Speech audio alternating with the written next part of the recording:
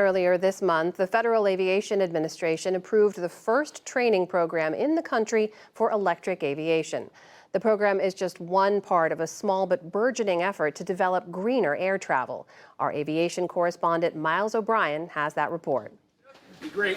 Be great. It was game day for Nate Moyer. A former Air Force test pilot, he was cool as a cucumber, facing uncharted airspace ahead. His goal? Fly a new kind of battery-powered aircraft through a tricky transition. Leah, chase area is clear, pattern is all yours. It lifted off like a helicopter, but then he stopped the vertical rotors, turning the craft into an airplane. It's called an Electric Vertical Takeoff and Landing Aircraft, or eVTOL. It was a pivotal moment for a company that hopes to lead the transition away from fossil-fueled flight. I felt like my purpose was to fly. Engineer and avid aviator Kyle Clark is the founder and CEO of Beta Technologies, based in Burlington, Vermont. Somewhere around 30 years old, I had this realization, damn, I do genuinely care not only about my own kids, but the future of the world. And that's when I realized that the electric aviation had an outsized importance. Right now, aviation accounts for about 3% of greenhouse gas emissions globally. But as airline travel increases and other transportation sectors get greener, that piece of the climate emergency pie is growing fast. Is aviation responding quickly enough to this challenge? In my view, aviation absolutely isn't responding quick enough. That's because aviation remains skeptical of electric flight. Lithium-ion batteries are about 24 times heavier than jet fuel for the same amount of energy. That might seem like a showstopper for an industry obsessed with weight watching. But the energy density of new lithium-ion batteries improves between 5 and 7% annually, doubling about every 7 years. That means if we start development today on a 1930, 60 passenger aircraft, it will be flying 1,300 to 1,500 miles by 2032. The Beta craft is designed to carry cargo or 5 passengers plus pilot with a range of about 250 nautical miles. In October of 2023, a fixed-wing version flew more than 2,000 miles to the Florida Panhandle. Flight test engineer Emma Davis coordinated the multi-leg journey. You can get in it, you can fly in it, you can carry cargo in it. This aircraft isn't a gimmick, it is a real-world aircraft. It is reliable, it can be ready and available to pick up missions as needed. Proving that is why they brought the eVTOL here to Duke Field. This is where the Air Force does its helicopter flight testing. The Pentagon is interested in seeing how well eVTOLs might suit its needs in moving personnel, cargo, or on medevac missions. Colonel Tom Maher is with the Air Force Innovation Lab, AFWERX.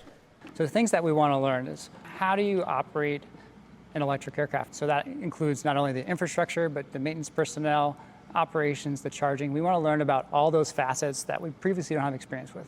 Over the course of 3 months, they flew about 100 test missions to civilian and military airports in Florida, Georgia, and Alabama, testing its performance in the air and attached to chargers. It had a near 100% dispatch rate. The Pentagon hopes to bolster a flourishing, homegrown electric aviation industry. A decade ago, the Federal Aviation Administration moved too slowly, and China took the lead on commercial drone technology. It has not looked back.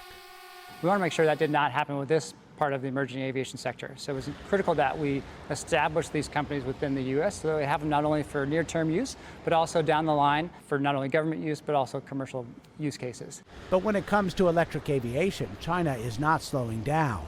The country dominates lithium-ion battery production and has already certified 1 fixed-wing electric airplane and 2 eVTOL models. eVTOL manufacturers are designing their aircraft to be flown autonomously, but it is far from certain when the Federal Aviation Administration might approve that. So at first, Beta's aircraft will fly with a pilot on board, carrying cargo. UPS is a customer, as is United Therapeutics, a biotech company focused partly on organ transplantation. Eventually, Beta envisions unpiloted missions, carrying both cargo and passengers. This prop right here, obviously it's not pushing a motor or an engine, so it spins freely. Kyle Clark gave me a tour of Beta's production facility, where they aim to build 300 aircraft a year, a big number in the world of aviation. We have aspirations of building more aircraft than that. There's a lot of folks in this industry that are talking about thousands of aircraft per year, and we believe we're going to get there as well. One of the market leaders in the U.S., Santa Cruz, California-based Joby, is aiming to build thousands of eVTOL aircraft that could serve as flying taxis in traffic-strangled megacities. We're excited about the day when this becomes part of people's daily lives. JoBen Bivert is the founder and CEO of Joby. Our goal is absolutely to drive it down over time to something that's affordable for many people to use on a regular basis. Delta Airlines has invested $60 million in Joby. The airline envisions flying its customers on Joby eVTOLs to and from the 3 existing heliports in Manhattan to JFK Airport. But Delta CEO Ed Bastian says his company also invested to learn about electric flight and how it could be applied to reach Delta's 2050 net carbon zero goal for its entire fleet. It's highly ambitious. If I said I had a pathway to that, I'd be kidding myself. We're a hard-to-abate sector, as defined. I mean, we just don't have a substitute for jet fuel currently. The race to find a practical alternative will force federal regulators to explore and grasp some technologies that are new to aviation. Michael Huerta was the FAA administrator from 2013 to 2018. He now sits on the boards of Joby and Delta. It's not going to be sufficient to say this is how we've always done it. We really need to be thinking about what are new ways to get aircraft certified, to get pilots into the system, and to enable operations for what will be a growing segment of the aviation industry. But there could be a solution that would reduce aviation's carbon footprint in the near term, while it charts a course to a truly carbon zero future. And the grease in this dumpster is a key part of that story. We'll serve up more on that in our next installment. For the PBS NewsHour, I'm Miles O'Brien in Boston.